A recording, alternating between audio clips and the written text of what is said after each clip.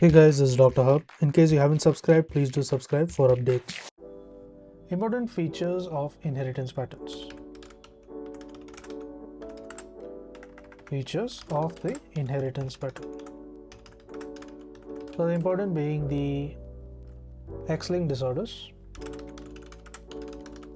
So here in X-linked disorders, we need to know that all sex-linked disorders are X-linked and almost all are recessive.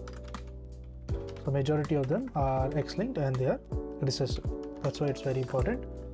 Several genes are located in the male-specific region of the Y, and all these are related to the spermatogenesis. So the males with mutation affecting the Y-linked genes are usually infertile. So the males with mutations. So males with the mutations affecting. So it affecting the Y-linked genes, they are usually infertile. So they are usually infertile and hence there is no Y-linked inheritance. So the affected male does not transmit the disorder to his sons, but all daughters become carriers. So all daughters become carriers from the affected male. The sons become heterogeneous women. The sons of heterogeneous women, of course, 1 in 2 chances of receiving the mutant gene. So a son of heterogeneous woman, it can have a 1/2 chance, that is half of the chance of receiving the mutant gene. Then if you look at the heterogeneous mother or the females, they express the disorder partially because of the random inactivation of one X chromosome. They have a random inactivation